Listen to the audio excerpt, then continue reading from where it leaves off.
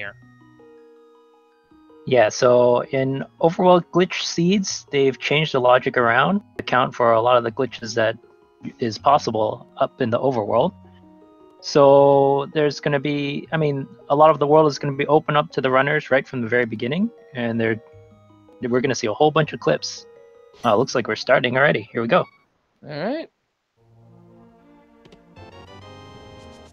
And they have boots to begin with. Yeah, in this mode, they start with the boots because a lot of the clips are a lot easier with the boots. Allows us to have more fun with the seed. All right. But yeah, Overworld glitches is essentially just going out of bounds in the Overworld. There's a different whole another can of worms if you try to do out of bounds inside of entrances. Yeah, and we see Espeon doing the first glitch of the night. It looks like he's trying to get into this cliff, but this guard is having none of that. Meanwhile, we see that Uncle only has 5 rupees for us tonight. Well, hopefully this chest is a little bit better. Debatable. It's a piece of heart. All right, so Espeon went past the screen transition at the bottom, sword on the island, so that's why he went for this. And once he walked down, he got an auto walk where the game tries to put you onto some land, and it lands him right onto that Lake Hylia island. Nice, and yeah, getting a sword this early probably will help him a lot, especially when it comes to dungeon dives. Yeah, not only that, but a lot of the clips also rely on you being able to do spin speed, so the sword will also help out in that respect. And these checks are essentially for Sphere 1s because we start with boots. Yep, almost all of the Light World is open as Sphere 1. They can go up to Death Mountain. There's like desert they can get into. So this is kind of a standard opening. A lot of players, when they start out doing OWG, you can just kind of do a gigantic loop of the Light World, where you just go down through Kakariko and work your way just in a counterclockwise circle around the world. And there we have the Book of Adora. Normally that would be locked by Naga, but knowing Overworld glitches, that's probably something they can just clip into. They actually cannot. The only way to get that book is to go beat Aga. But interesting. Yeah, but they won't know if that's needed or not. It is not needed for desert, but if there's something hidden on the tablets, yeah, they're gonna need that. Cool. Here's another sword upgrade. Well, speaking of Aga, that's Master. Only a lamp away from that.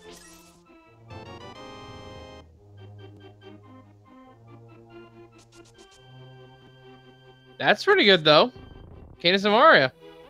Cane is still useful in both Mire and Turtle Rock. So all the requirements that are inside the dungeons, like needing the cane for Turtle Rock, that's still the same. Oh, that was a quick match check, but I think they were all crystals, and I think Hera was crystal number 5. Yeah, Hera was a red crystal. And this is standard from what I'm used to. In no major glitches. We're gonna go ahead and say hello. Okay. Baliame was setting up reset there to get the free bomb. Yeah, we're gonna just see Kakariko and loot its many items. Yeah, so I'd say in the early game, the single item that opens up the world the most would be the Moon Pearl. That's all you need for Dark World access. We don't need the gloves or the hammer or anything for starting out. That's a nice thing to have, though. Silver arrows. Good quality of life there. Some extra bombs as well. Yeah, this is game 2 of this match. Espeon took the first game, so Baliame is looking to tie up the score and try to force a game 3 here. All right. All right. Well, what do you got for us? Only arrows to start us off. 20 rupees. Harpies, 20 rupees. And the cape. Cape not very useful. They don't need to go through Bumper Cave to get that item, but it can be useful to, you know, for some boss fights. And here's the Moon Pearl, so they don't need to worry about that. Nope. Although, this is just triggering my NMG alert sirens here. We have cape, we have master, we have boots. Aga might be required. I don't know why I have that instinct going on, but it's worrying me. Yeah, that's a terrible item to have in Lumberjack because you have no idea what's behind the pedestal or the tablets. So yeah, but we don't need to worry about the hammer or the gloves, like you said. I believe that there are clips to get around them. yeah, so that most of the Dark World, Overworld locations are open right now. But they're just gonna continue checking out the Light World for now, because they're still looking for more equipment. Wow! Just stole the 50 rupees from the race game. That is something you do not see every day. And Espeon taking it from the bottom as well. That that guy's not being a good gatekeeper.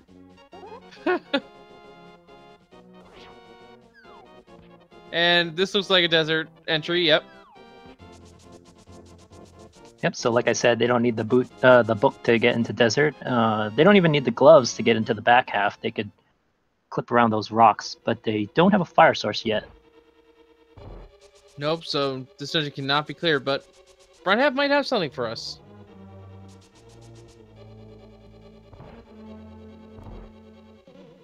Well, I mean, I would say this is Boots Lock, but it really wasn't.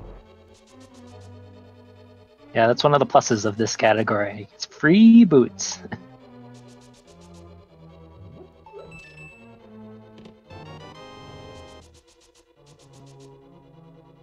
Alright, big key to start us off in terms of things that actually somewhat matter. Let's see what the big chest has for us. There's only 2 items here in desert. That's one of them, but that's not necessarily required, by my understanding. Yeah, that's absolutely not required. So in regular seeds, you would need that to get to Mire, but we could just get into Mire without it. We'll have to see if they decide to activate it. It can be nice to help with movement, but since it's not required, you know, they might put it off for a little while. I mean, I can see it being used to set up... actually... do they... Without that flute, do they have access to the Death Mountain? They have access to Death Mountain right from the very beginning. Just as long as they have boots, they can get up to Death Mountain. Right. Going around the overworld that way. Screen wraps and all that. Yep. I wasn't entirely sure. Yeah, we'll probably see one of them do a Death Mountain ascent and take a look at how that's done. Just a heart container from Regina. Not the best item, but at the same time, they're nice to have. At least this early on. Seems like both runners are following the standard path. In Game 1, they were very much in sync for much of the seed, so we'll have to keep an eye out for when they diverge. And someone is asking, isn't there glitch use of flute in Dark World? I believe that is Yuzuhira's Bottle Adventure, or YBA. Yep, if they find a bottle, they can use a blue potion to do a YBA, where they will drink that potion and screen transition on the same frame. And that will allow them to use the flute in the Dark World. It actually works in the Light World as well. Going to activate his flute now, so that he could flute over to the South Shore. Now, I'm just gonna ask this because I'm purely curious here. Is there any flute locations that are really good points to set up corner clips? Just for quick access to get around that way? What do you mean by a corner clip? Just clipping through, like, what we saw over at the race game. To get to desert. Yeah, so that's the main glitch that's going to be used over and over in these seeds. It's a boots clip, so you're going to position yourself next to, on a particular pixel next to a diagonal slope. And you're going to dash and push into the slope on the same frame, and that'll put you 1 to 2 pixels. And if you do it the correct number of times, you'll be able to. The game will try to kick you out of that slope, and will teleport you up or down depending on the pixels, about half a screen, and that's usually what we're using to get around all these obstacles. All right. So yeah, back to my question here: is there any like warp location from the flute that would make that useful as we find the bow for baliame? Yeah, that bow is going to be important. Espeon's going down to Graveyard Ledge here. Just hop down right from Death Mountain, so no problems over here. For the warp points, no, the flute just takes you to places more quickly. You can't really use it in conjunction with the clips to do anything. All right. Yeah, I was just curious if there was like any corner clips that the flute would just give you quick access to from a saving quote standpoint. I mean, obviously, there's the one on the mountain that we are seeing Espeon do right now. Special. Yeah, I mean, it does get you around to other places that you would have to clip or dash to otherwise, but it's not such a big deal. Yeah, it's really just a minor time save. And yep. Speaking of minor time saves, that'll be a nice convenient item as well. Half magic found in Mini Moldorm Cave.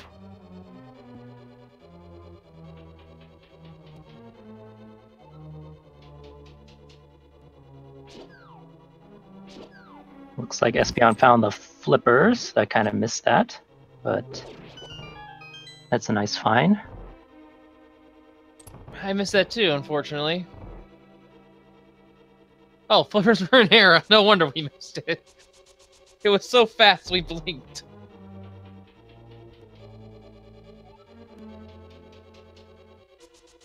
So we got Turtle Rock as a green pendant. Hopefully we won't need the Ice Rod, and probably Sasrella is not going to get checked either. Nothing too important in his closet here.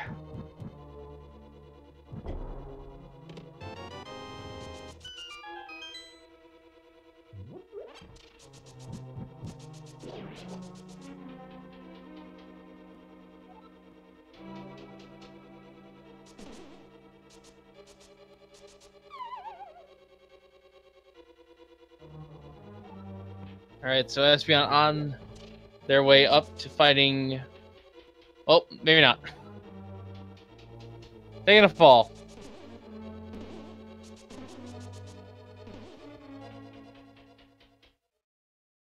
But baliame is entering Eastern Palace. Does have the bow, so this is full clearable. Yep. Another option might be to put it off until you can do it together with Pod, but it is clearable. Let's just see what items we have over here.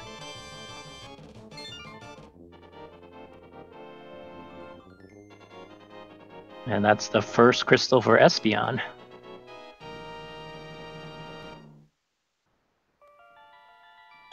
Yep, very clean shoulder fight. Did not need those recovery hearts in the pots there, which would have been nice to have as a safety, but again, very clean.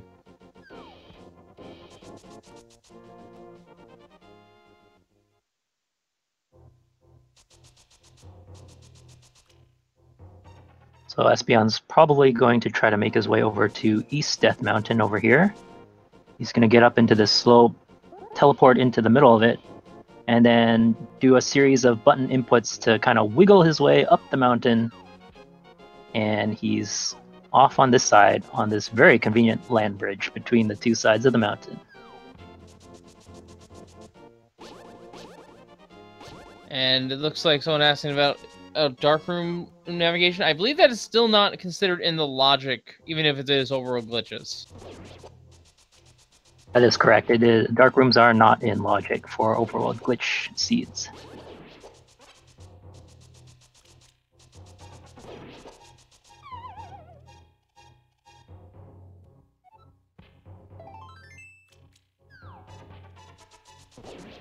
So these last couple locations that baliame is going to check right now, they are out of logic right now.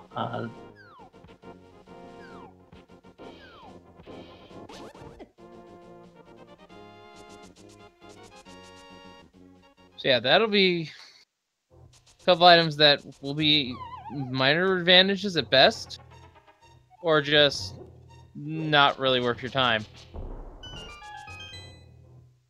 Although one of them is the big key, so it is required.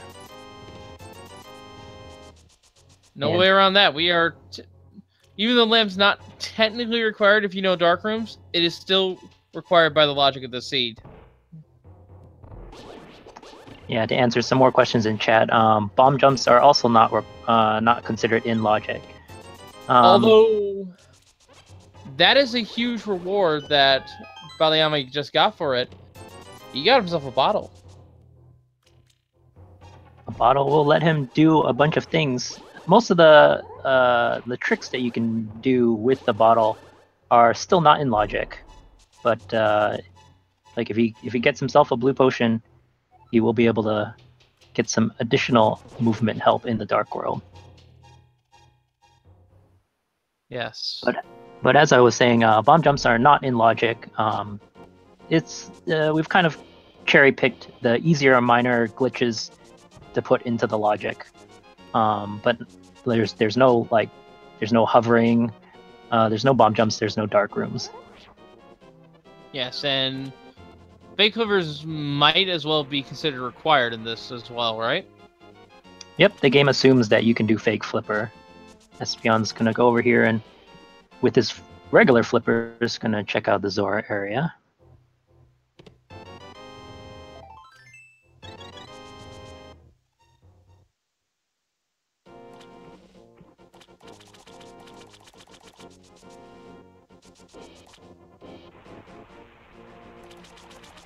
And Armos having one of the last items, but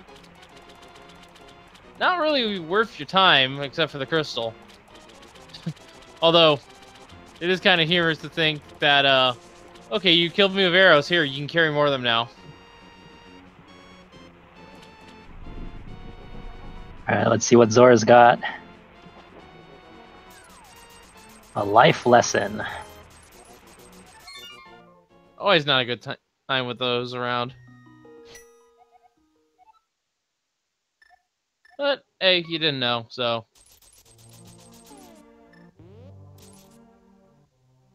And that's the last real major rupee purchase outside of the 2 minigames in Village of Outcasts, right? Correct.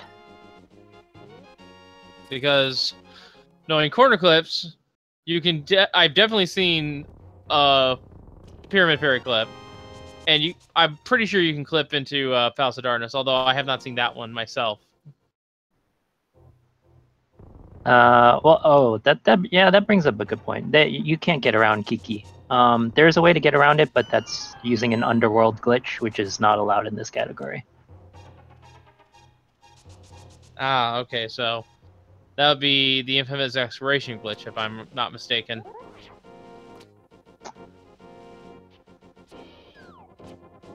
So Espeon has got his bow now. I would expect these runners to make their way into the Dark World pretty soon, because they've checked out most of the Light World at this point.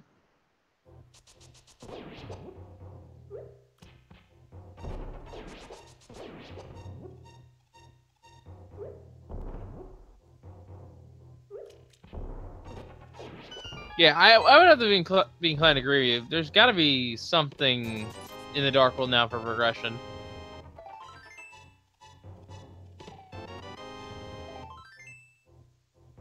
So, I take it they use the portal on Darkworld and then clip off the mountain.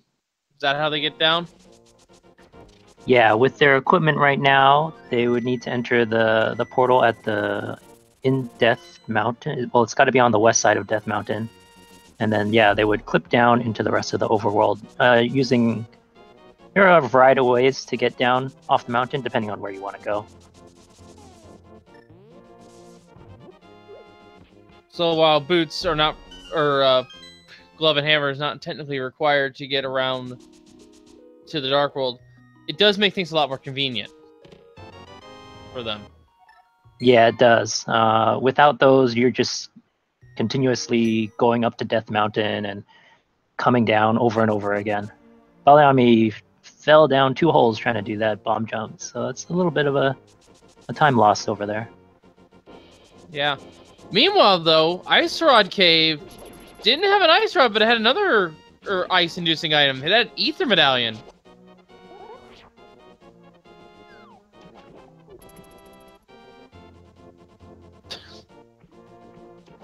I'm just chuckling at that one, because that one looked ridiculous. You just popped over that giant cliff wall, apparently, and just jumped right into the water. Yeah, just minimize the swimming that you need to do. Oh, Baliame falling again. You might be tilted after this.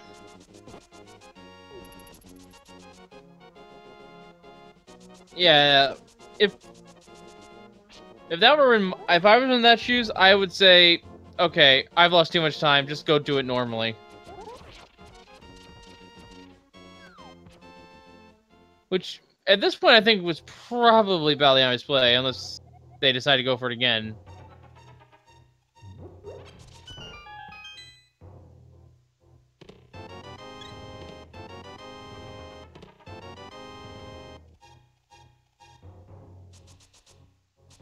And they're doing yeah, looks like Baliame's going to just bite the bullet and go around the long way.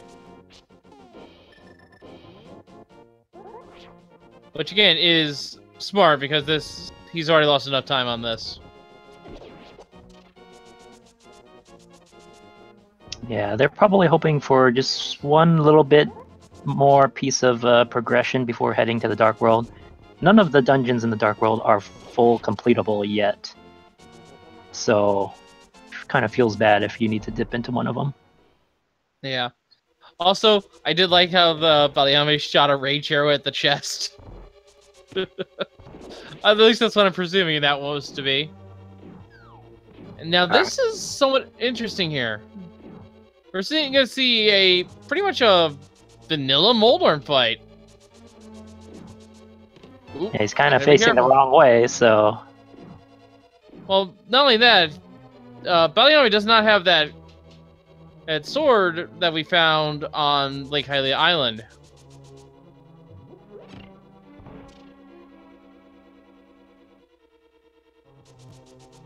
And Moldorm was not playing nice, but Baliame eventually got him.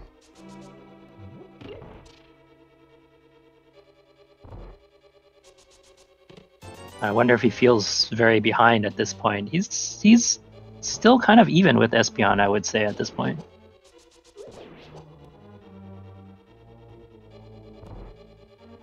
I'd be inclined to agree, although I think Espeon has to check more Light World Overworld locations. Yeah, I think Espeon's basically checked East Death Mountain area.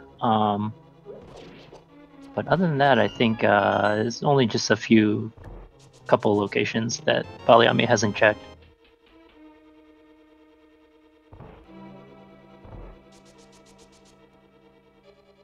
And it looks like we are seeing the right side of Death Mountain from Baliame. And it looks like Espeon will be getting their flute in here in a little bit as well. Whew. For a second there, I almost thought Baliame was not going to make it. Well, that entire area is safe. You know, you can just go for a little swim in the clouds and go do whatever you want over there. Well, no, I mean, I thought that they would actually fall off the cliff that they were trying to clip up.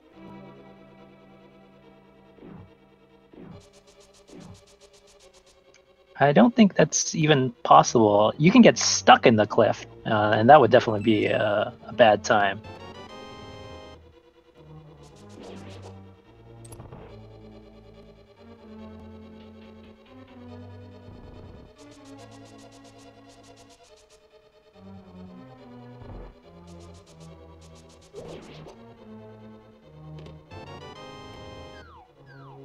And there is the fairy in the bottle for Espeon. So they're both in the area of the potion shop. So after baliame finishes this East Death Mountain area, he could clip down to the potion shop if he doesn't go to the Zora area. And Espeon could clip up from Eastern Palace up to the potion shop as well if they're interested in that blue potion. Well, could also just simply flute the 3. I don't think we've had a sick check, have we? That's right. They have the flute. They could just flute to 2. This is a common error that the Overworld glitch players will do, where we get so caught up in the ways to glitch to a certain area that we forget about the normal way to get to us somewhere. I mean, points for style. Let's go with that.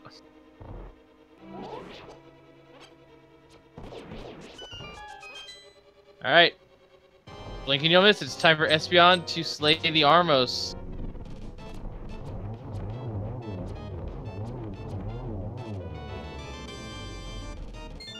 And that was as clean as clean can get with silver arrows. Crystal Caught for Espeon.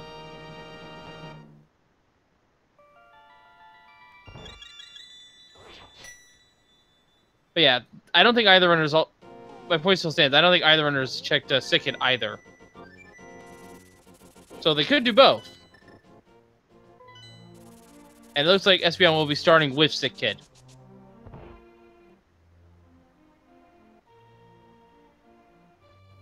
Yeah, with the Moon Pearl, the blue potion is not so much of a priority. I mean, they could Death Mountain down to Hype Cave or Thieves Town.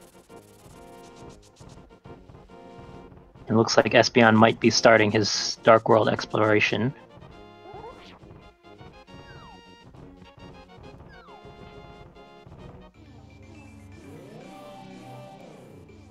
And this does look like a Hype Cave play. So here's our map check. So Turtle Rock as the green pendant, and Skullwoods and Thieves Town as the other pendants. Ooh, we might not need a Fire Rod this seed.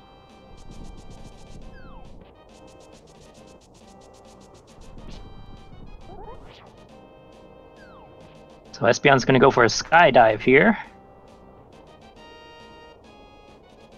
Or he's going to get trapped in some trees.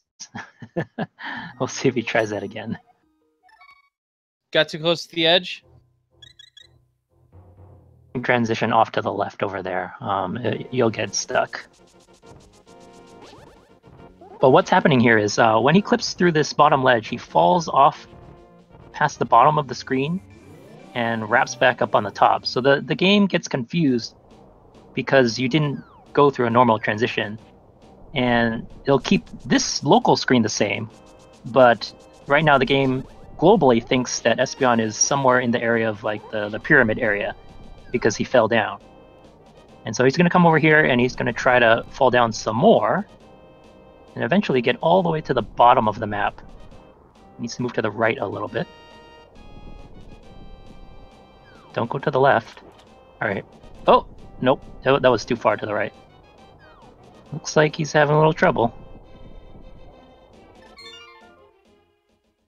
I guess he fell into Dark Lake Hylia? Or the Lake of Ill Omen? It may have been the stream that's to the south of the pyramid.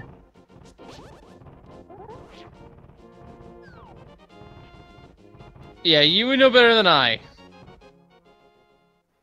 It's kind of hard to tell, you know, because the graphics don't match up. You're just kind of trying to figure out where you are by feel. But usually, when you mess up like that, it's a good idea just to save and quit, especially if you haven't saved your progress in a while, because you could hard lock and then lose all that progress.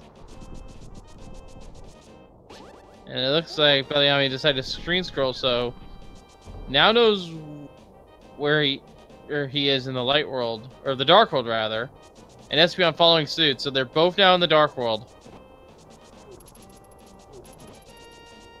Over Cave only having a piece of heart.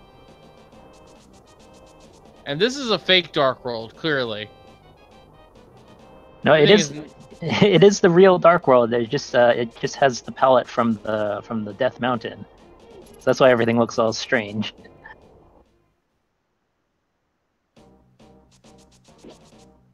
And yeah, both of them are now entering Skull Woods, and thankfully transitioning into Skull Woods has fixed the visuals. It's very interesting that they both decided to come in here. This is a pendant dungeon, so... Yes.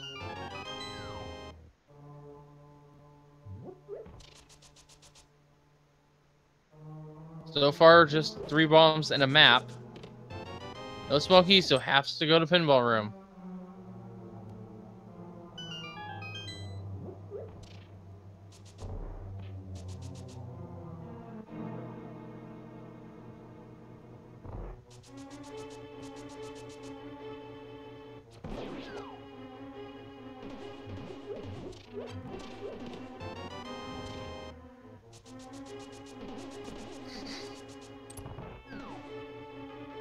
Ooh, baliame taking a fall there in the pit.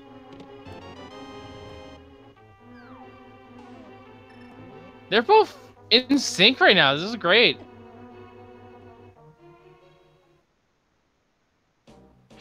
I guess they really think alike. I mean, yeah, as I was saying, the same thing happened in game 1.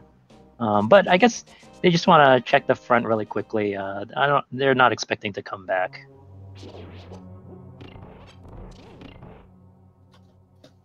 And if they do, they can just clip into the big Moth statue, right? I'm just gonna assume as such because I honestly do not know.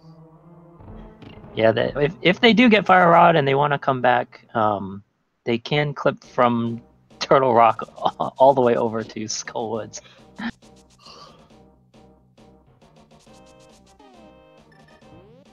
So they're gonna head back out and go to Village of Outcasts, I expect. It'll be interesting to see whether they decide to dip into Thieves Town, though.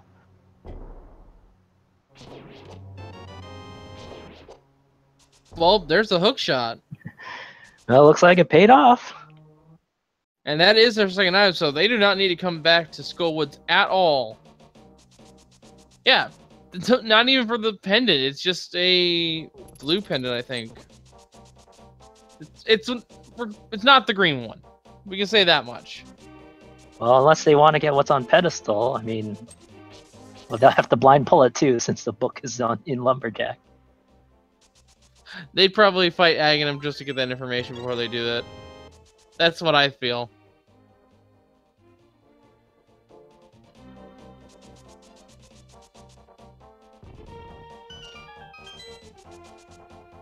Espeon is opening up the entrance, so maybe he'll decide to check at least the front half of Thieves Town. Single recovery heart and another bottle. This one has a bee in it. So at least no free bottle adventures.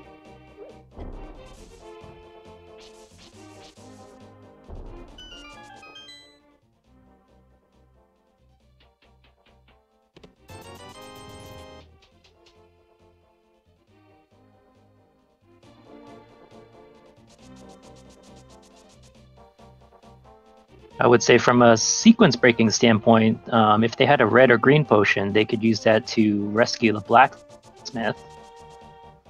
Mitts.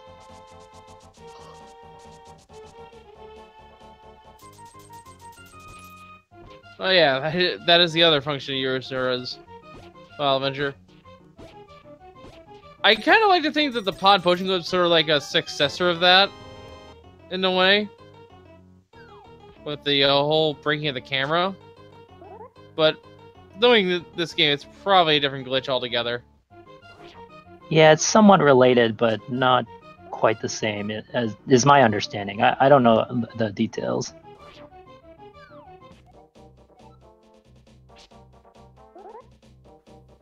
Oh, this is interesting. Baliame is going to nope out. And, wow, that is offensive to the eyes. But, something to note, despite all that glitchy background, Meyer is Quake, and there's our third sword, along with the Bloomerang.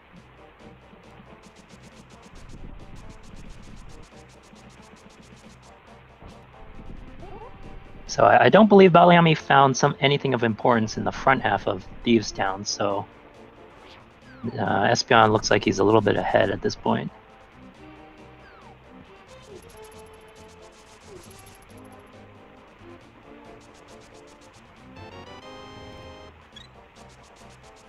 Stumpy only giving you a heart.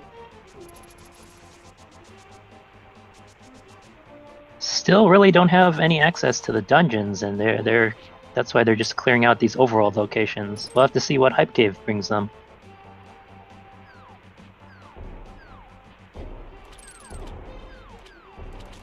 Well, they do have access to Palace of Darkness. They have enough money to pay Kiki. They don't have the means to full clear it, though, without the hammer. Yeah, that's what I meant. Full clear. So they could go to pod, and then they just have to come back later. Let's say we're here in Hype Cave, which looks to be nothing really of note. And there is Master Sword Baliame. And just a brief reminder for those just tuning in, the third sword that Baliame does not have over and Espeon does, that is on Lake Hylia Island. Espeon grabbed that within the first 5 minutes.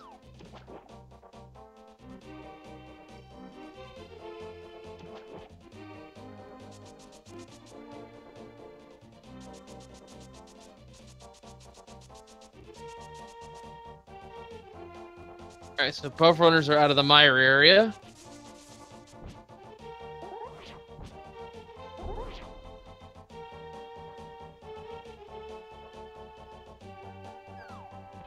And Pyramid.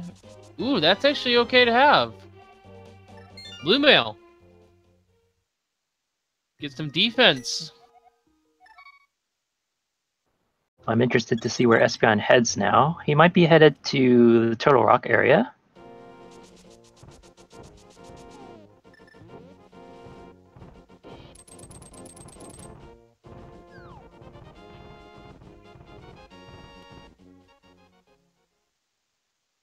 As Baliame checks out his 0 of 10 Hype Cave, I guess.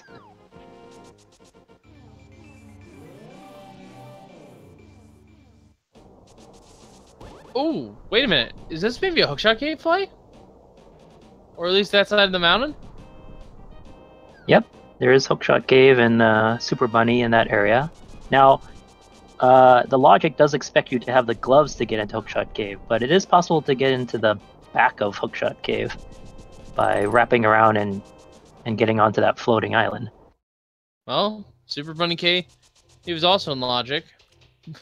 Aptly known for the glitch that is actually considered in this, if I'm not mistaken. Yep, Moon Pearl can be in this Super Bunny Cave. I believe that's what happened in a race earlier today. Today, though, it just has a little shield.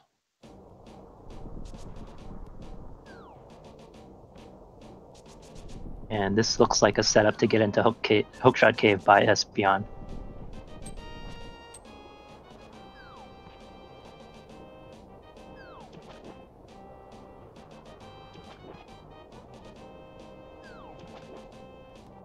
He needs to get onto this little small patch of island at the bottom of the screen. And both runners trying to get this. Oh, there he goes. Very nicely done.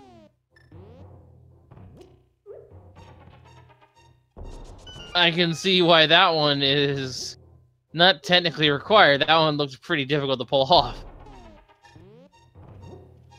I believe it was discovered relatively recently, so maybe that's why the logic hasn't been updated yet. That would also be a good reason too, yeah. The bow hunters are essentially in the same area, neck and neck. Part of me is wondering, where is the divergence going to happen?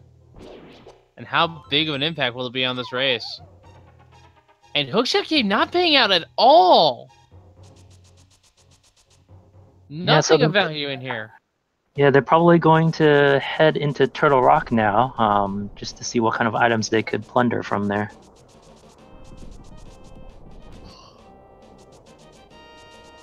Espeon going the wrong way. He needs to be up on top here to clip onto the medallion. And it is ether, so it is... They can start diving it. Although they cannot go very far on the upper part.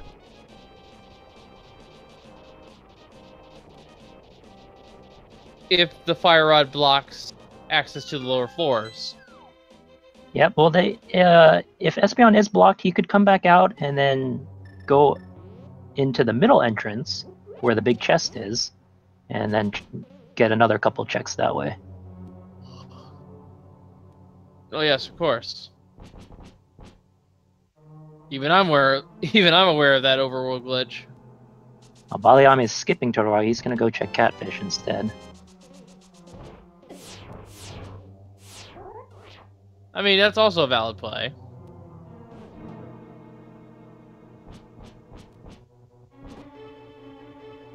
Catfish as just a heart container. Although being on Greenmail, having 14 heart containers is not the worst thing to have.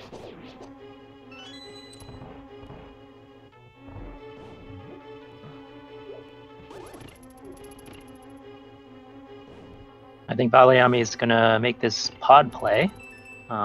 Just trying to decide what's the best way to get in. The big key for Espeon does open up a laser bridge for him.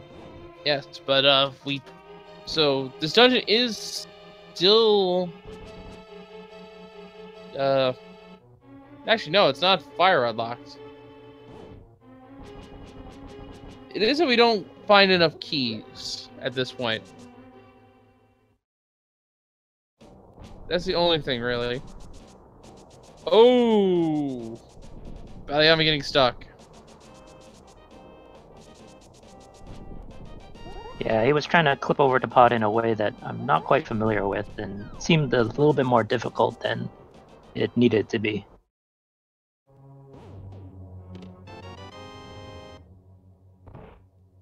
Okay, small key there in the big chest.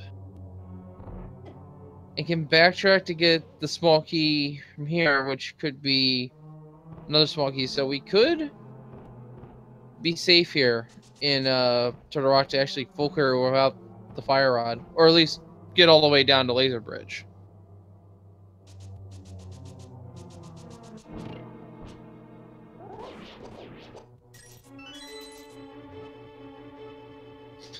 Which could mean fire rod is in Turtle Rock along with Ice Rod.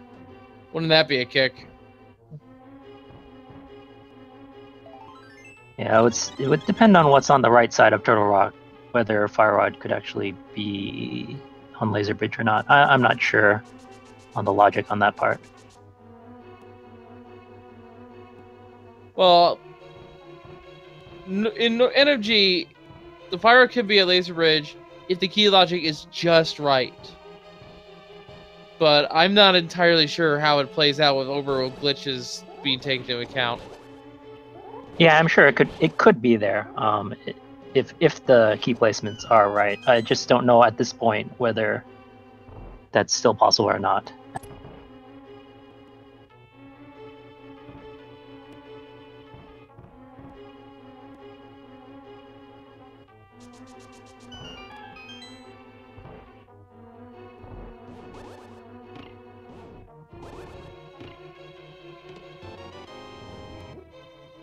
And that's just bombs. Yeah, Overworld glitch does not let you clip to the back of Turtle Rock where at the laser bridge entrance. So that would be a sequence break. Yeah, I mean, I think we're fine because the big chest had a small key in it.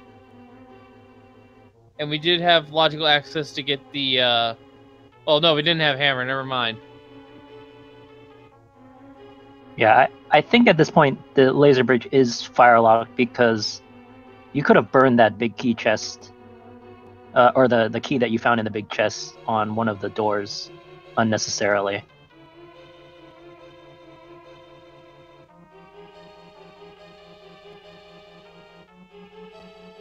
Feels like Espeon is a little bit lost here.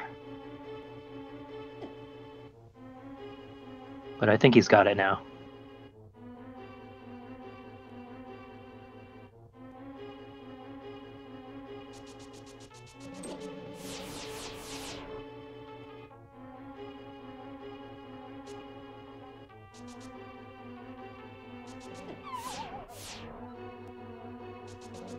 Alright, time for laser skips. Bomb booster.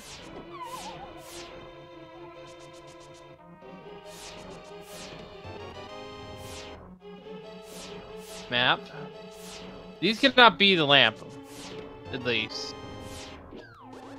There's another key.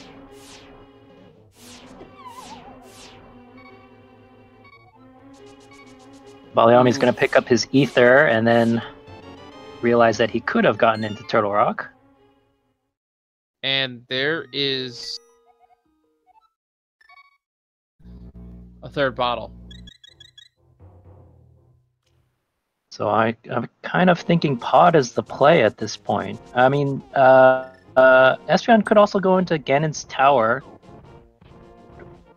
A couple chests, and the torch.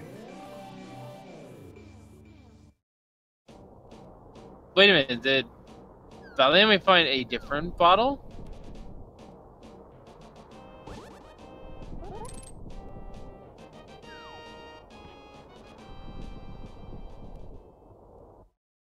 Yep, Espeon's gonna do this Ganon's tower check. He can do tile room as well, so that's 4 items here. A tile room.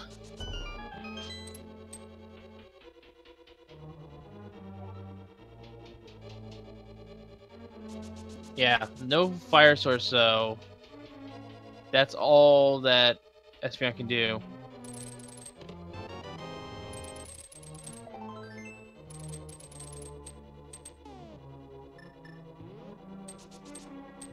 Yeah, the only chest left is tile room. Yay. You can hear the enthusiasm in my voice about we're seeing tile room. Alright, so as we take a break here, I think the only things we have left between the two runners is Pod and probably the back of Thieves Town.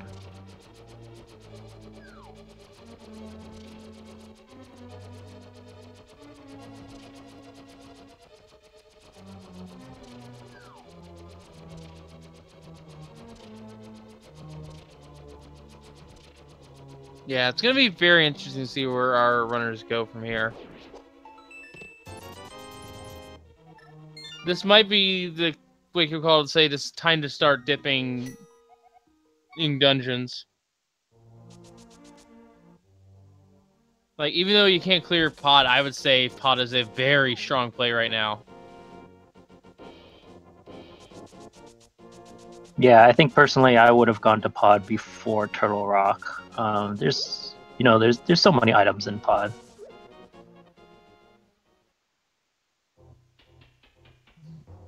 Yeah, Palace of Darkness, Pod, Mullet Mansion, so many names, but regardless, it is one of the most valuable places in there with 5 items.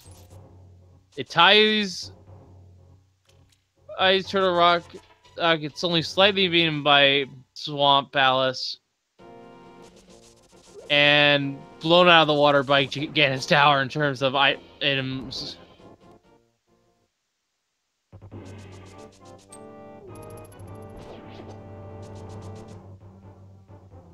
However, unlike most of those locations, you don't need the hammer to check like all the items there. You just need the hammer to go fight the boss.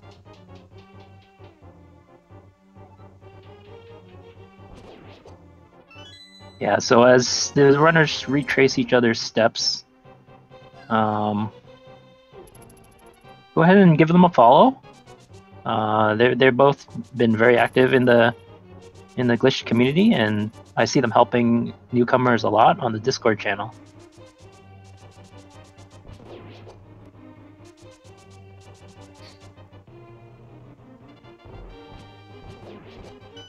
Yeah, I'd probably hurt my brain trying to run overworld glitches, but I will say that this much, it's entertaining to watch.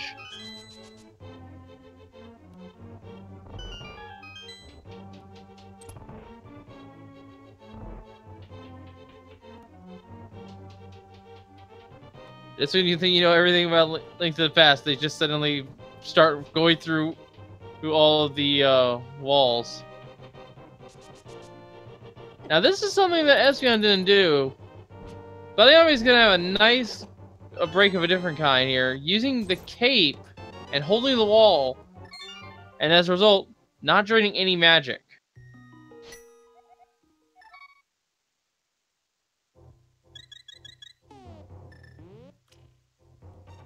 Which in turn lets him do this, which makes him pretty much invincible. You can just stand there and not get hit by anything. Not even the red bubble.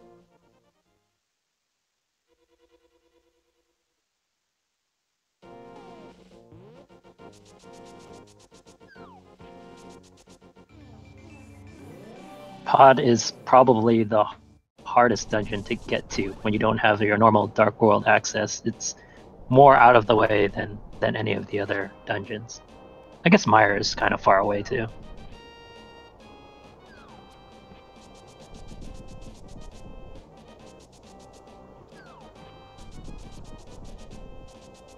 Baliame is picking up a blue potion. He may be thinking about fluting over to Pod.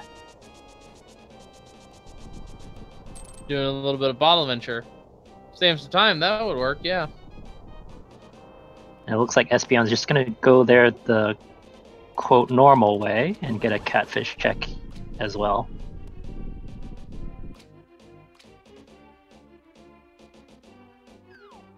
I mean, whatever gets you there, right?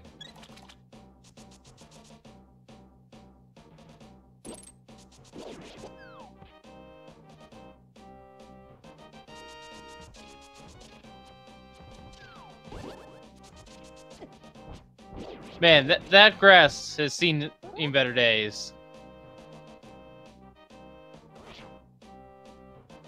Alright, that's a nice clip by Espeon. That's the one that I was expecting Baliame to do, but he went off in a different area. But he is fake fluting over to 5. It looks like the light world right now, but he needs to screen transition, and then he will be in the dark world, just with the light world palette.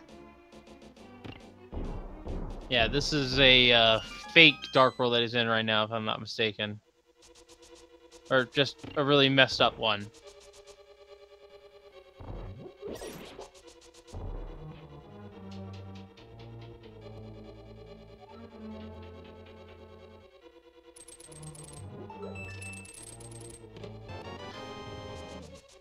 And Pod is bow locked. Not that that matters too much. We did find the bow relatively early. But being, of course, the Palace of Darkness, this place will be lamp locked at some point. Unless the lamp just happens to be here. Which I've seen happen in an MG, but with Overworld glitches, I wouldn't even begin to guess.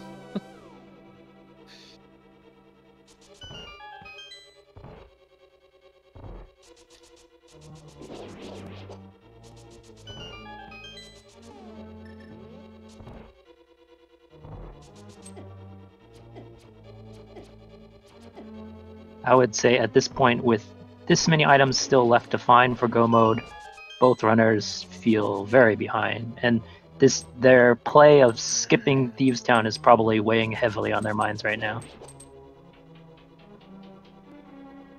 Now, I like what Espeon is doing here. Now, this may look like sloppy play to an untrained eye, but in actuality, Espeon is taking damage in advance and releasing his fairy because they are setting up a death warp.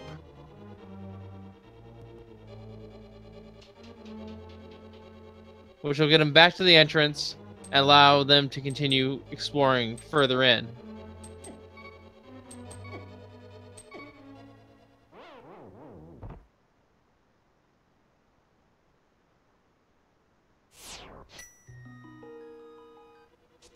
And yes, taking damage on spikes, because spike damage is always a whole heart. As you can see there on Baliame, who is taking the same damage from the same source. It's actually what makes the moth fight a legitimate threat, no matter what your tunic is. It's good that Baliame remember. Oh, you remembered his fairy, let go of it, but then accidentally caught it anyways. It'll cost him a few seconds, but at least he got the death warp. And pause buffering, I know what this is.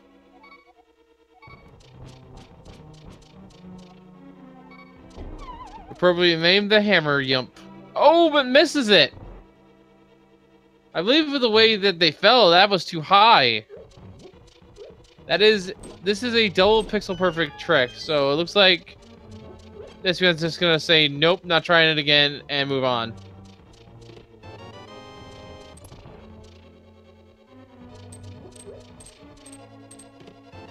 And the harmless self check here, just a compass. Oh my goodness! Whoa, Pyramid Fairy's now in logic. We just found the mirror at the vanilla big key chest here in Pod. There's our progression. Yep, that's a big one. And I don't even know what we found in the dark room there. Bombos! Bombos is in the dark maze. Or no, dark basement. For Espeon. So combined with Mirror, that gives them the ability to clear out Ice Palace now. It's not in logic until they get Mitts, but the Mirror lets them get around that. And you're not going to see Espeon for a little while because we're doing a dark maze. And we are seeing an attempt for Harry up and Baliame, but I don't think Baliame has enough time. Yeah, the bridge is collapsing too much. Noping out. Very smart play there. Realizing that he did not have enough time. Espeon getting a little lost again in another dark room. He could use Ether here, freeze all the Dodongos, and then get like a landmark for him to walk around. Yeah. I know a few of the enemy names. Apparently they're actually called Kodongos because reasons. Okay, I guess because you don't have to bomb them.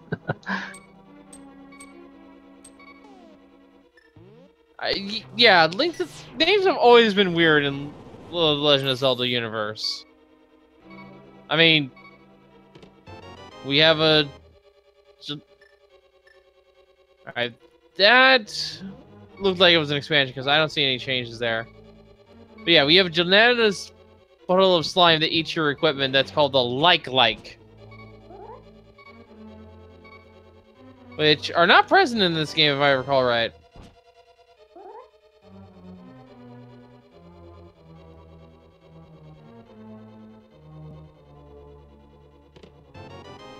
Alright. Yeah, they're not present in the game because you have the pickets, which are the like equivalent of this game. More plant-based, but not and less less slime-based. Pancakes. they always look like pancakes to me. Well, maybe in Zelda 1, yeah. In the Ocarina of Time, they're just slimes. They're just slime monsters. So Espeon's gonna pick up his mirror here. That opens up a I don't even know what that opens up. Pyramid Well- Fairy, King's Tomb, I guess. Not surprisingly little. Well, whatever it opens up, you would know.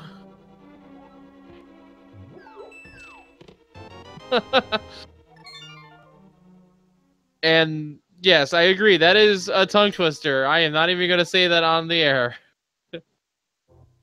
Because I trip over my own words as it is.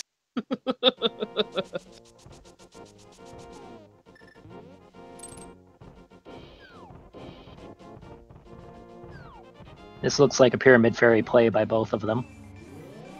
I mean, where else can they go, really?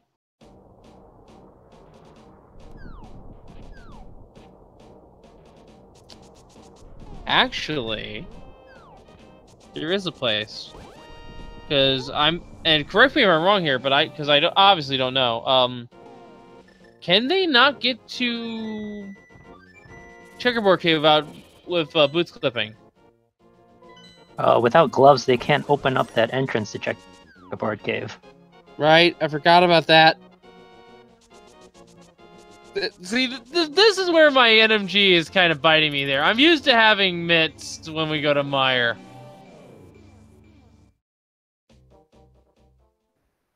And that's a good clip by both of them. With the hammer, okay. That definitely opens up a lot. Yeah, hammer. Dang it, game. So that opens up all of Swamp Palace. And, That opens up just going back to the Palace of Darkness to finishing the dungeon. It was a forced double dip. Yeah. And they also have access to left side of GT, which has a lot of items.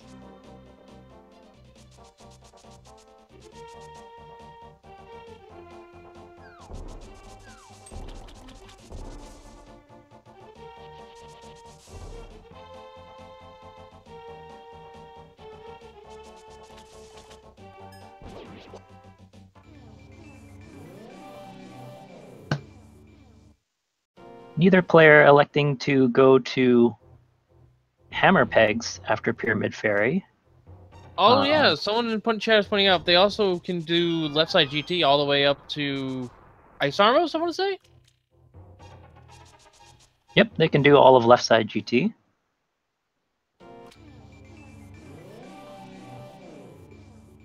Without a fire source, they can't get to the top. Nope. Need a fire source to get through the torches on the Wizard floor.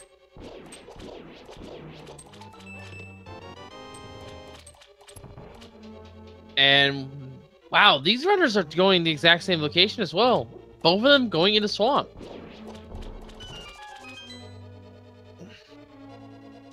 Yeah, so in game one, they did follow each other, but baliame had missed out on the flippers, which cost him at the end. But right now, they've got all the same equipment. I mean, so, you know, Espeon's got the extra sword upgrade. But yeah, they're really neck and neck. Actually, baliame did pick up Tempered while we were talking, as you can see. Did notice it on Lake Hylia Island and picked it up as soon as possible.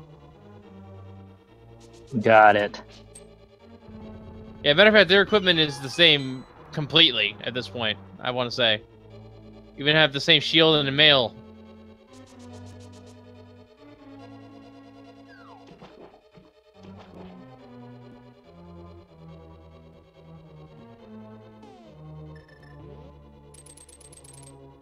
Mail, of course, being on the pyramid, so Balin grabbed that as after leaving Pyramid Fairy. And the shield was in the big key chest of pod, which both runners have picked up, obviously.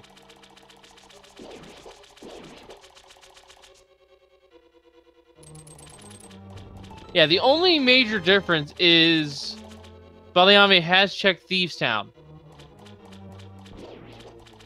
but has not full cleared it. Yeah, there wasn't anything in there either. Well, there could still be something in the back half, but we don't know. We only saw a first half check. And I can understand why you would half check in this instance, because you didn't have the hammer. But I really do not like doing that, because there could be something huge there that would have led somewhere else. It could have our missing... I don't even know what we need for go mode at this point. I really don't. Could have a glove. Yeah, so what they're looking for at this point is Quake to get into Mire, some sort of fire source, and they're done.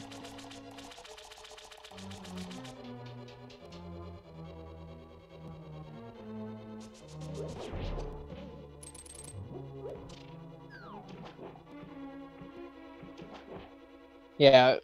Ideally, they would need to find...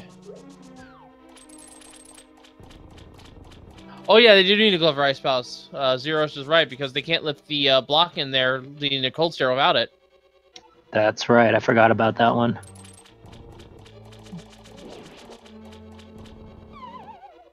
There is also a block in Thieves Town, but you can actually go around that if you just kill all the enemies. So they have that going for them at least.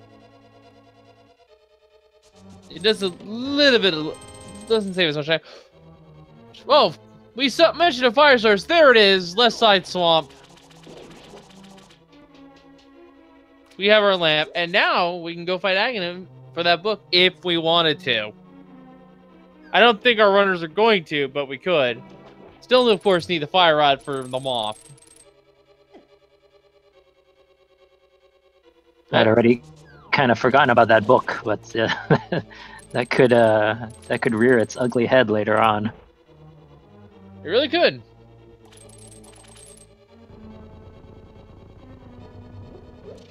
And now, if they can get into GT at this point, depending on where, unless the big key is specifically on right side, and I don't know if we found that yet over in Gans Tower, they can just go up to Agachu and fight him. Even if the big key is on the right side, they could bomb jump their way to light the torches. That's not in logic, but it is possible for them to still find the big key over there. They can reach the torch that has the two berries next to it over on the right side? Yeah, the one on the right side that's across the gap. Yeah, that's probably, I would say, the hardest bomb jump in the entire game. Because you've got the Wallmaster and the shooters shooting fireballs at you. Well, there's the one in the southwest corner that's guarded by two berries that's got like a whole blockade. You can actually reach that with the lamp. Yeah, it's just a small little railing, and the lamp reaches over that.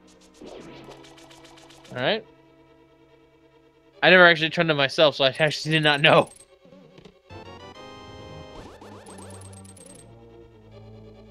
Always nice to see that show up.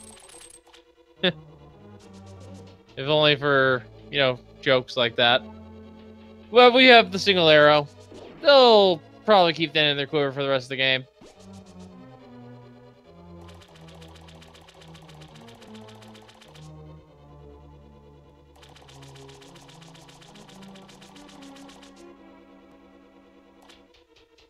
So both runners have checked, or are checking, left side. Yeah, and I believe baliame has defeated Argus already, so this will just be check left side and mirror.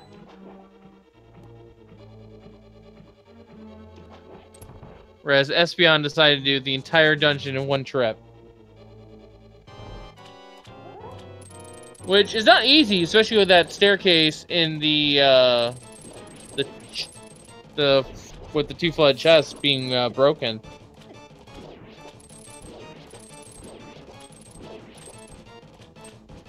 You cannot actually get up that staircase without accidentally climbing back down at least once. Yeah, it's very annoying. Yeah, there's a way to fix it, but it requires specific movements, and I don't actually know which ones, what they are. It's sometimes better to just take the double walk, or just come back after you defeat Argus. But if the key's in that flooded room, I do just take the time. I do just go up the stairs while I'm in the same room. So it looks like Swamp Palace trolled them. They didn't find anything in here. Nothing to note. Although it is a crystal. No, wait, we found the lamp. Oh yeah, that's right. Lamp is not that important, but at the same time, it does put Aghanim in logic to be beaten. Which in turn opens up the book, which our tablets could have something of progression.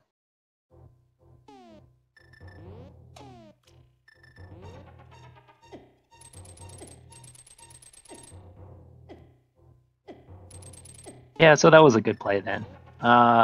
Swamp Palace has so many item requirements compared to the other dungeons that usually if you get the items to complete it and it's not the end of the game, no gloves, Espeon. Forgetting about that. It is one of the... I think that's actually...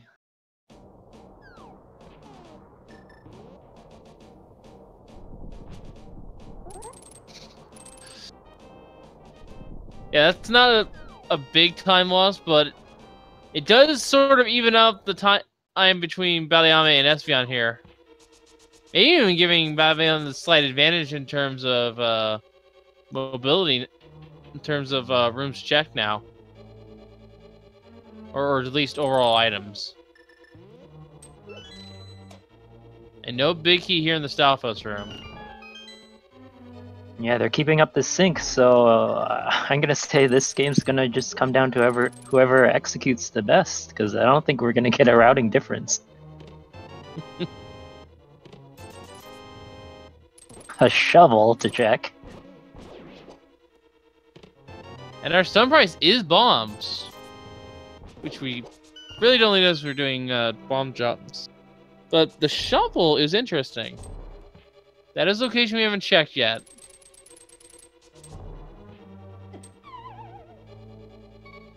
And it could lead to progression, knowing that GT is available from the get-go. Alright. Fire Snake Room. Easy tactical bonk, although... trapped the Fire Bar and forced it into his face.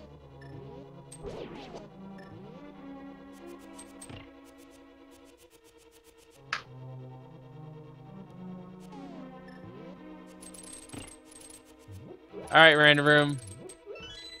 Do you hold the secret to the seed? Oh, you hold the big key. And a glove! And the fire rod. And the fire rod! Okay! That's go mode, is it not? No. We need Quake. Yeah, we're still looking for Quake.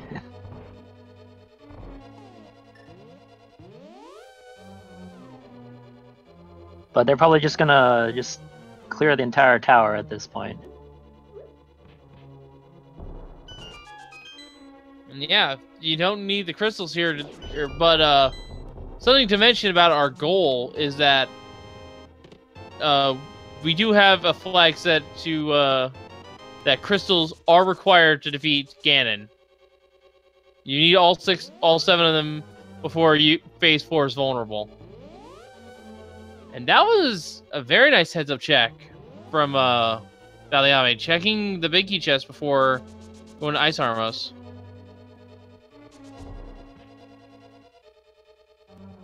And now both runners have that glove, that fire rod, and the big key here.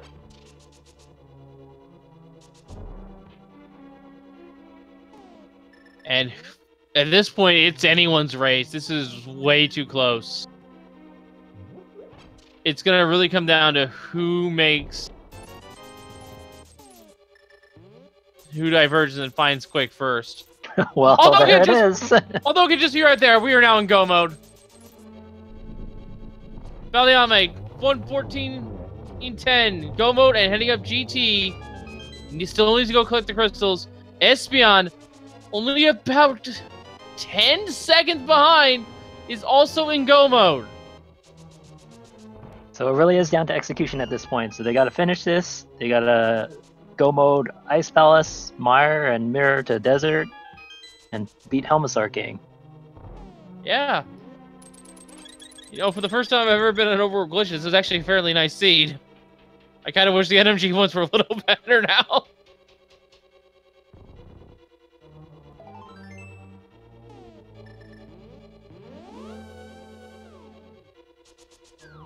Yeah, I think the key to this seed was really going to pod and finding that mirror. Yeah. Overall, though, kind of a fairly linear seed.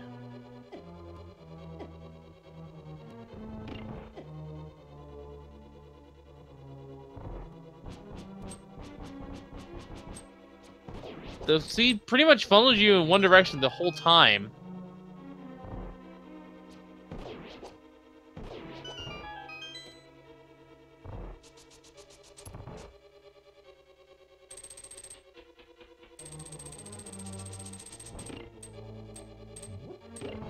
It looks like baliame is pulling a little bit further ahead. I think I'm going to start timing this.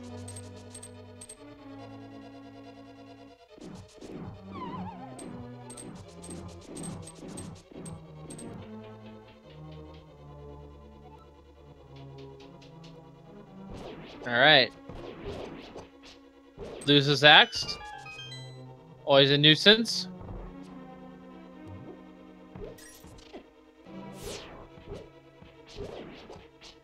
And a reminder that baliame is down a game, so he is fighting for his tournament life over here.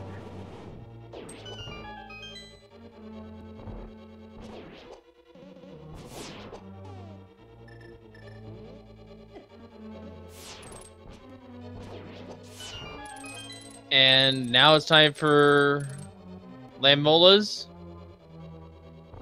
This is a harder fight simply because there's a shooter in the room. Ooh. But also because they, if you take too much time in the previous room, they actually do simultaneous spawns, and they're also fairly tight knit, so it's hard to get the one cycle on them.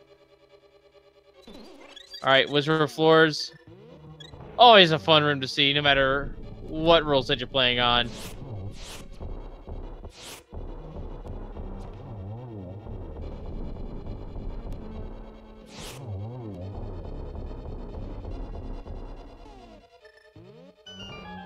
Espeon getting it done.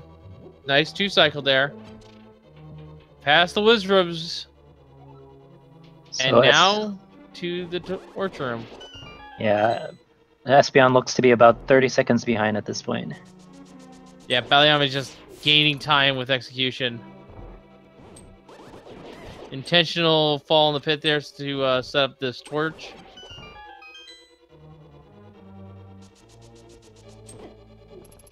No despawn here in the tower.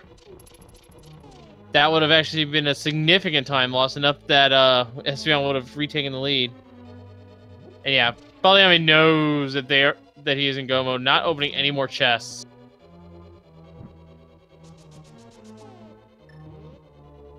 You know, the powder set up this heal perfectly. Opening up that chest all on the way, 20 rupees. And now it's time for Moldorm 2.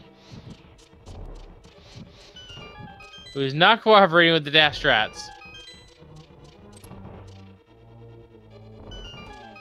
And down goes Moldorm 2.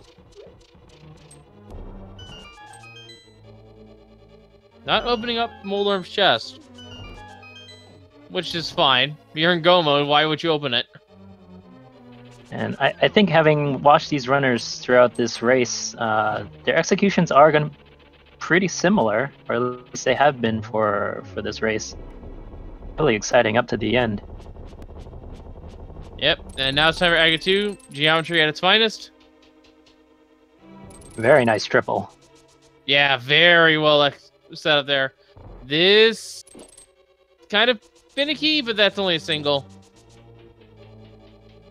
Oh, this is a good double. Not quite a good position for it, though. So it's going to be a 3-1-1-1. Anyway, Agatu's done now, and Ganon has been freed. However, like I just said earlier, Ganon is not vulnerable in phase 4 until we have all of the crystals.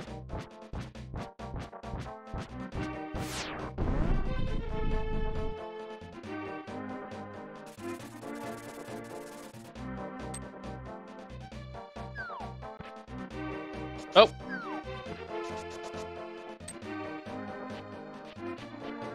I have no idea what just happened there on baliame screen. I'm not going to ask what. Looks like Espeon's about 35 seconds behind, so he's keeping up. Baliame's fluting to 7. I mean, he was right there.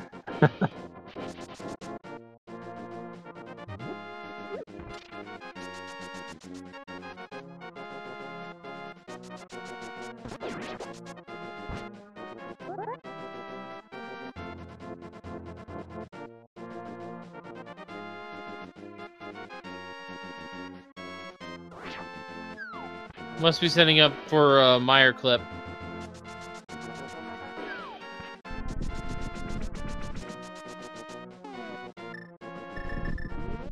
Gets it. Now we'll be seeing Misery Meyer entry.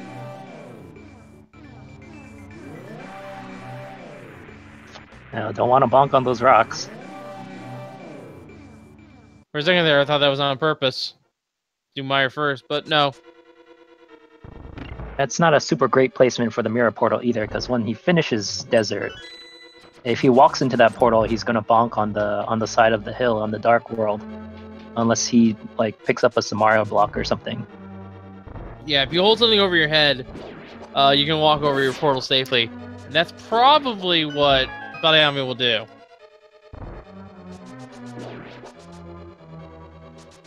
Well, we wanted Divergence, so here it is.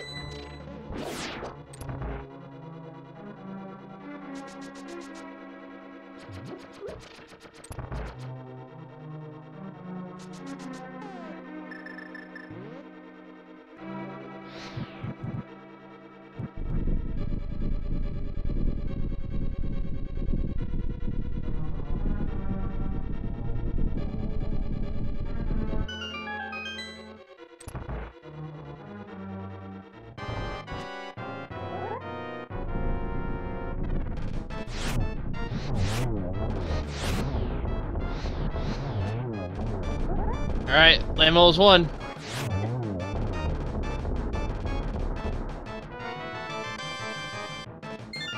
Easy fight every time. Alright, time to head to Meyer.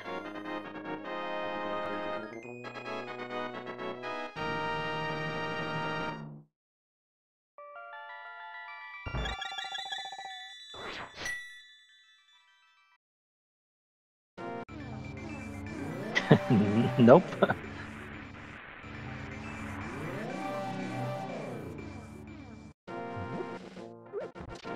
But I would say both runners are going to be feeling behind. I mean, they knew that pod was open up for a while, and they kind of did a bunch of other stuff first. They went to Skull Woods, they went to Turtle Rock. So they're probably expecting a dot done from their opponent at any minute now.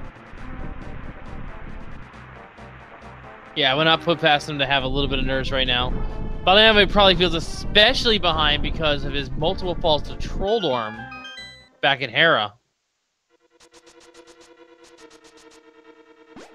But it seems to have not cost him the race. This is actually fairly close. And the Helmasaur King is down on Espeon's side.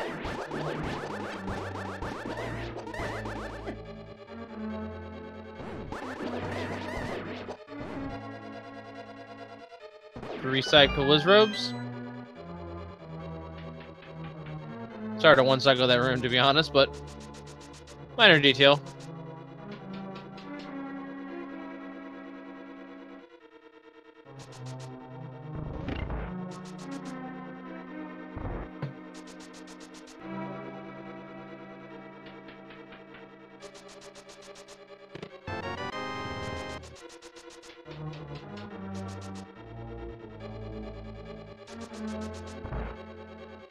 Espeon, I'm going to go ahead and pick up some potions here. Probably to do some YBAs. Get back over to the pyramid quickly.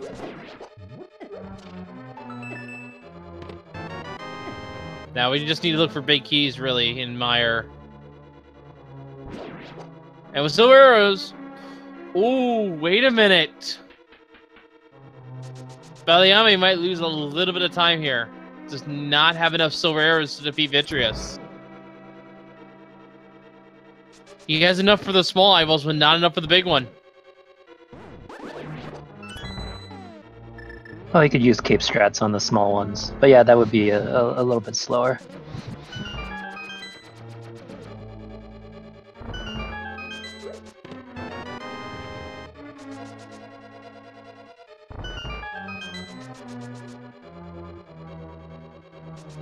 And Espeon is now heading over to do Desert and Mire.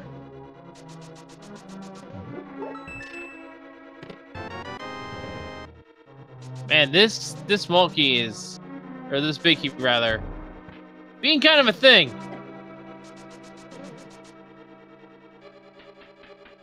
So Espeon avoids the bonks here.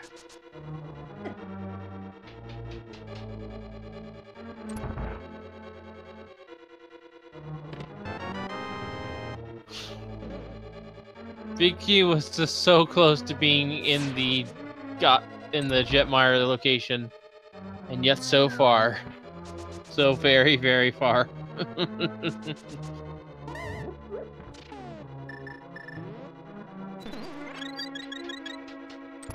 But yeah, with the divergence here with dungeon clears,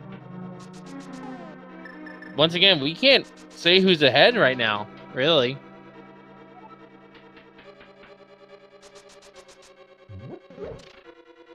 I would put it on Baliame, but I really don't know at this point. We have to wait for them to converge again. Which, given the routing here, will either be after Skull or after Ice Palace.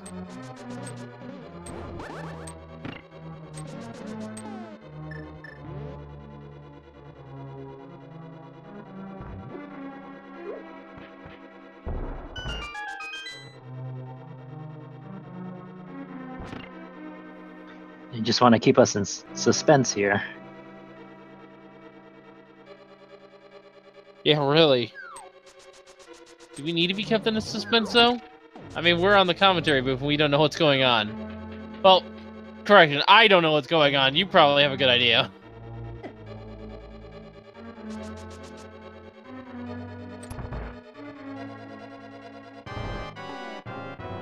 Alright, Vitreous. It's gonna be cape and slashes.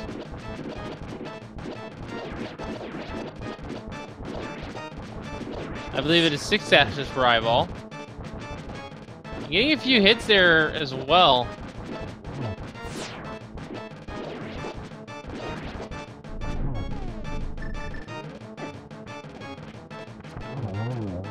And you notice that Vitreous took 1 silver. Normally it's 2.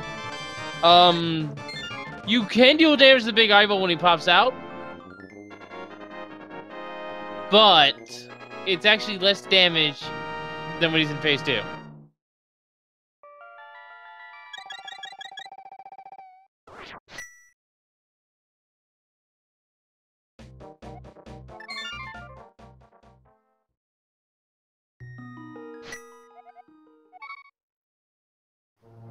This might be an indication that Baliame is going to go ahead and do Ice Palace because he's saved. And he might be afraid of losing his progress if he gets this Ice Palace clip wrong, because he could hard lock.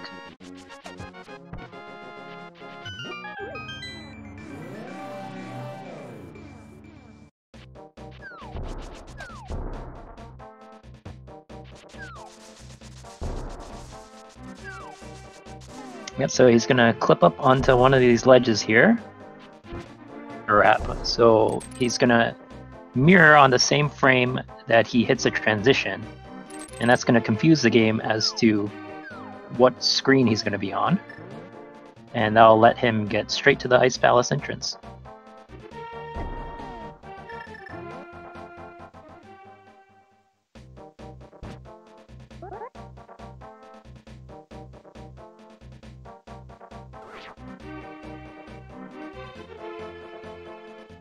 And he gets it the first try. Very nicely done. And with the fire rod, this place is pretty much a breeze.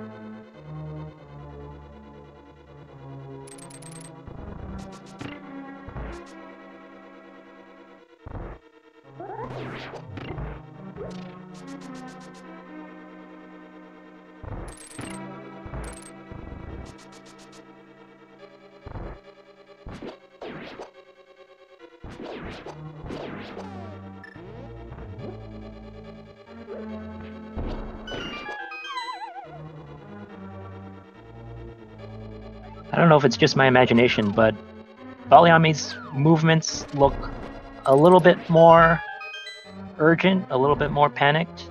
Espeon looks a little bit more relaxed. I feel like he could be pushing it harder. Yeah. And again, I think it's mainly for Baliame's sake, is because he failed that bomb jump for the Hera Big Chest twice. That was at least 4 minutes of time lost there, reclimbing up to that point. I mean, both times.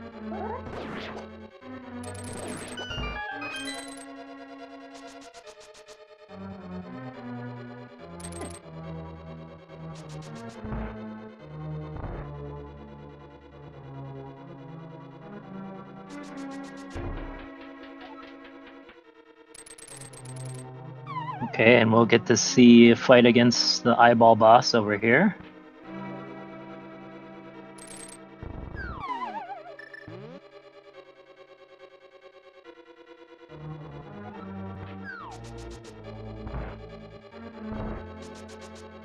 Doing Samaria dash strats.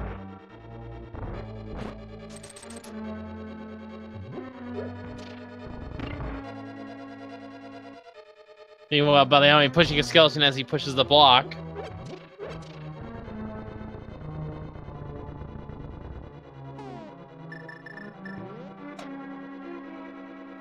And we're gonna get to see a fight against the eyeball boss over here.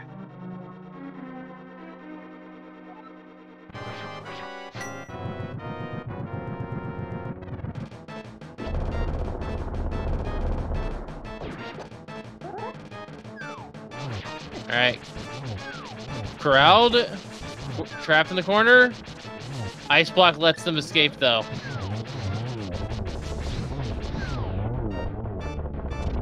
But a nice cleanup up there. And that is the map. So now it is the difference between Go Mode Ice and going straight to Helmazor King. Oh my goodness, this race is literally anyone's game.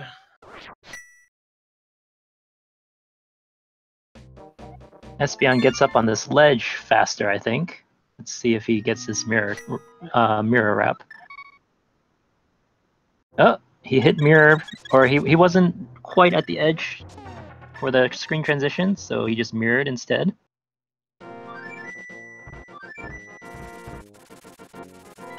And it looks like this time he hit mirror before hitting the direction. This is losing him some time. Yeah. Ped here is... Or Baliame is going to be getting a little bit of time because of that now. But this is still anyone's race. Ganon can prove to be quite annoying sometimes with his fire vat placement.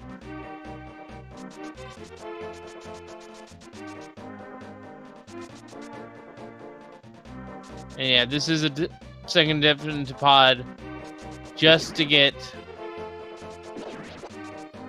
the boss crystal.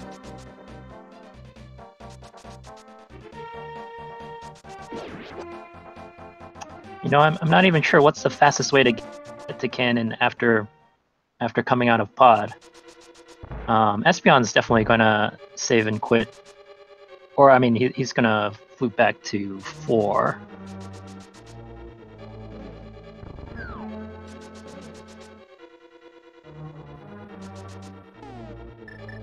Well, I mean, if Bag of 1 instead, it would be as simple as just doing a save and quit, but that is not the case. Oh yeah, I guess I should have probably mentioned this. Pet and Bag of 1 are dead. We didn't mention it before, but yeah, there's something that they can have. Except maybe the other glove.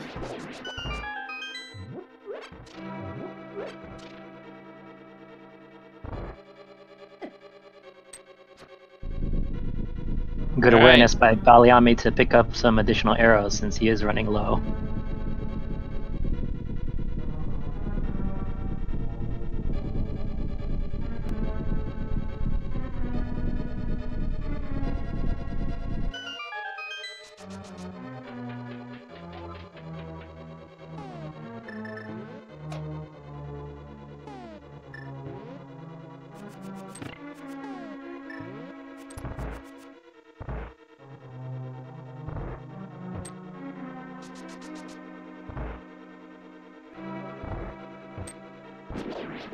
And skating with the hammer. Nice move in there for Espeon. That one can be pretty hard to navigate sometimes if you don't exactly know how the ice physics work.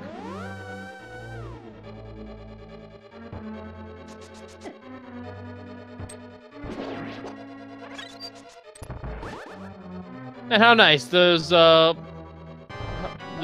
turtles gave baliame a fairy to heal before his final boss, before Ganon, Helmslord King. Oh my goodness, this is a race!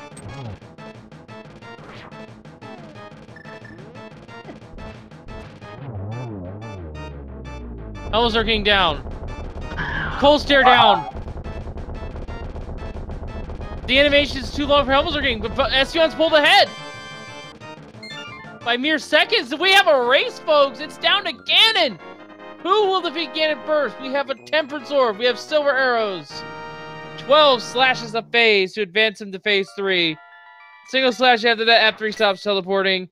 And then the darkness technique that we all know and dread. Keep the torches lit, hit him once with the sword to stun him. 4 Silver Arrows, GG. Alright, baliame's gonna run back to the pyramid. I think this is faster, but I'm not sure. But yeah, they both have silvers, they both have the same sword, they both have the same armor, they both have the same number of hearts.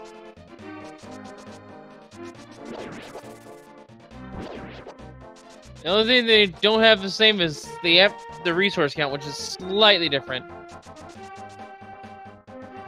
Oh boy, who's getting... Baliame's pulled ahead! Oh boy, it is coming down to Ganon. A Ganon fall can decide this. This is anyone's race, folks. Right, so if you're only just listening, it is best to get your eyes on the camera right now.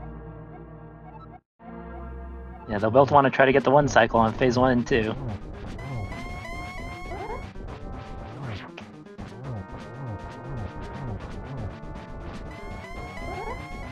It's kind of difficult with Tempered, but I think I'll be happy with a 2 cycle. Alright, into phase 2, the fire... the fire wheel phase. Taking a bit of damage there. Oh no! I don't believe he has a fairy because he got rid of it earlier to Death Warp and Pod. That just gave the lead to Espeon. And has to go all the way back to Ganon.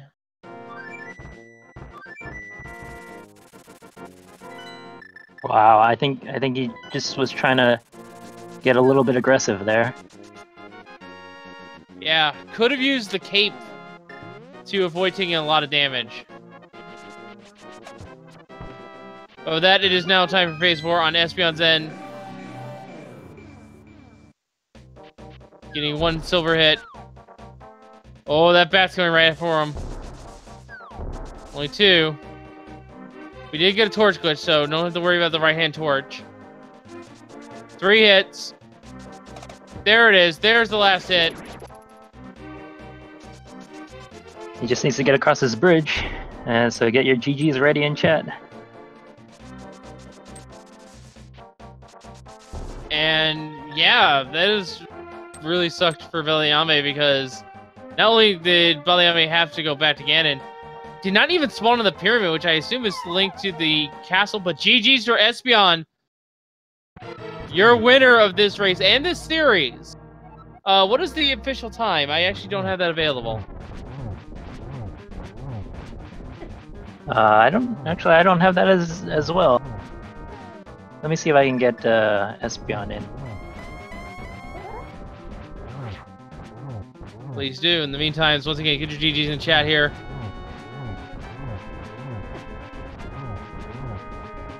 baliame would have won this race. That Ganondorf decided it, and he knows it.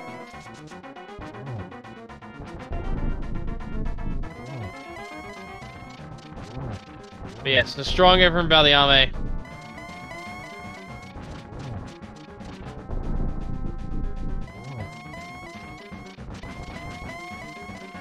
And official time with Espeon in chat is 1:40:29. GG to Espeon. And we will be joined by Espeon shortly.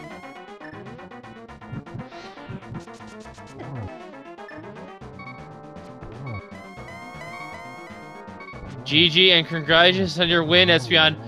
This came down to the wire as baliame was actually first again, but died. Yeah, I had to restart and had to go all the way back. That was so sad. Yes, but get your GGs in chat for baliame, who has now crossed the finish line. Again, I didn't get access invite to the room, so I don't know what it is. I'll get it from the bot.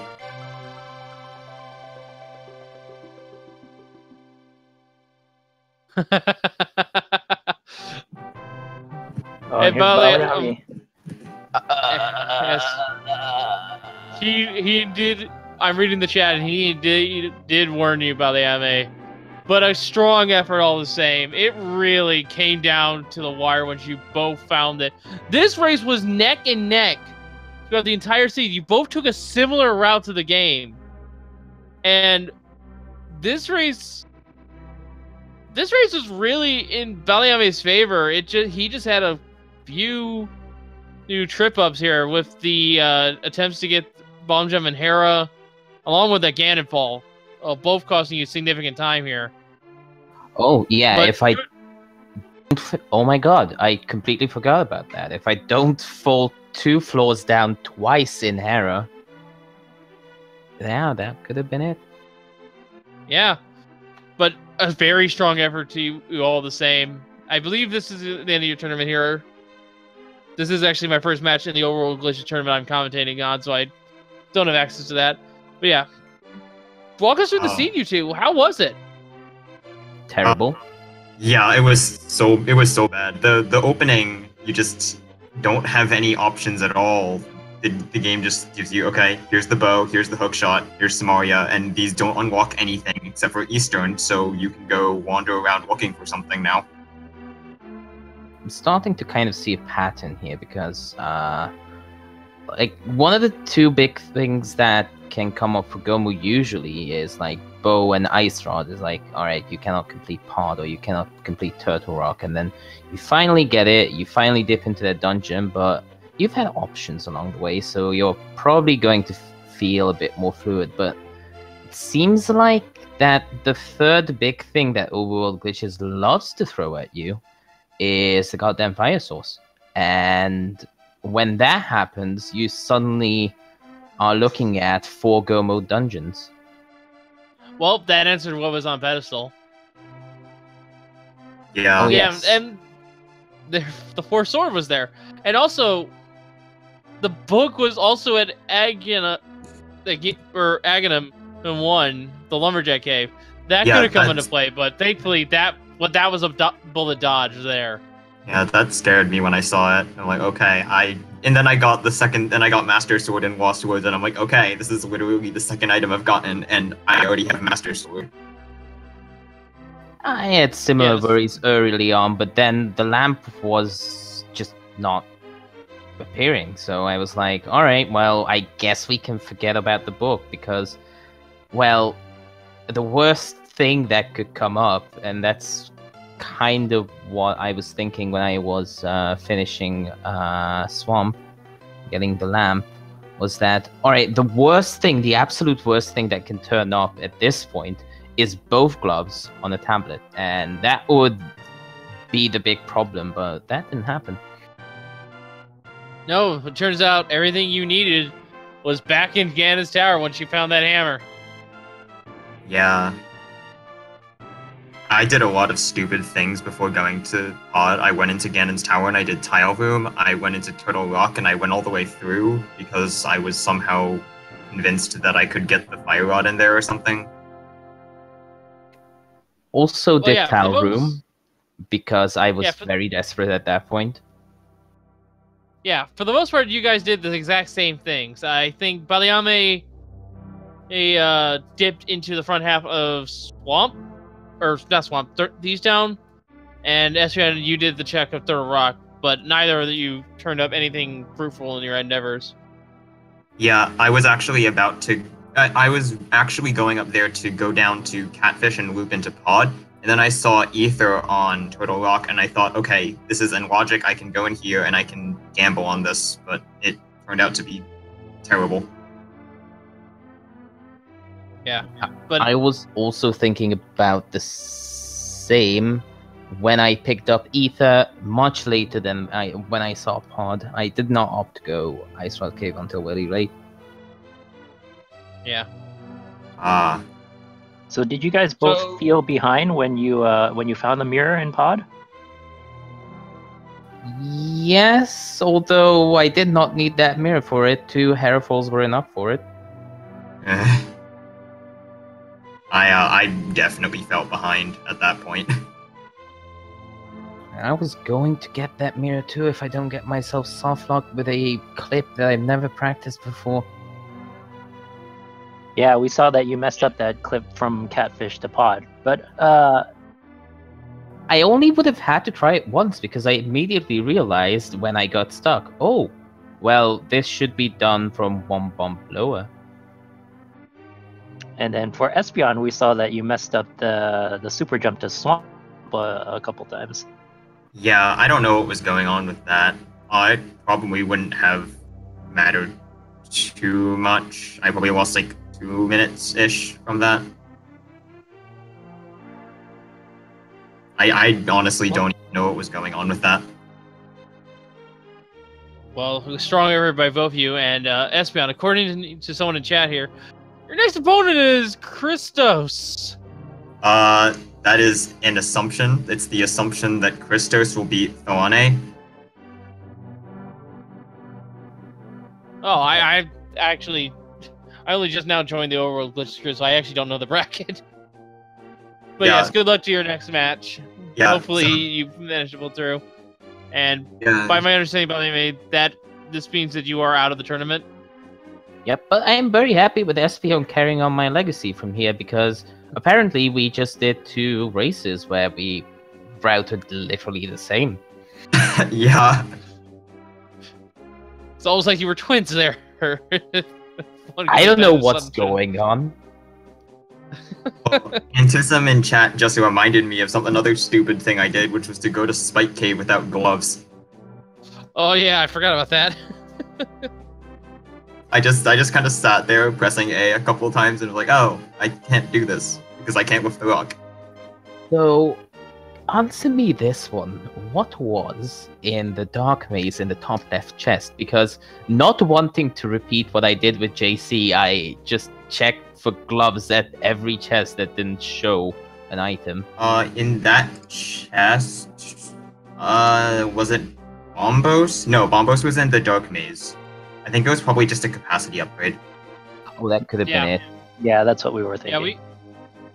Dark Bombos was definitely in the dark basement, not in the dark maze, but yeah, that we couldn't tell what that was. It was probably just a capacity upgrade. Alright, I noticed the Bombos this time. I took special care to write that down. In my first set, I had a race with JC where we both picked up a dark basement item that turned out to be mitts, and neither of us noticed it. And that led to hilarity and 2 hours completion. Alright, well, I got nothing else to ask you, so any final thoughts regarding the seed?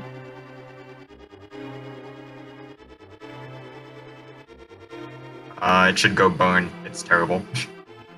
I need to relearn how to fight Ganon. Alright, well, in the meantime, make sure to give Espeon and baliame here both a follow. They put on an excellent race for us tonight. First time I've actually commentated an Overworld Glitches thing, and I was actually severely impressed. That's going to be an interesting thing to learn here. But while you're at it, make sure to also give my co-counter PRD Wong a follow, as well as our tracker, who was really unsung here. We're doing a lot of work. Carissa was our tracker. And yeah, make sure to also follow Speed Gaming 2 here for more this tournament.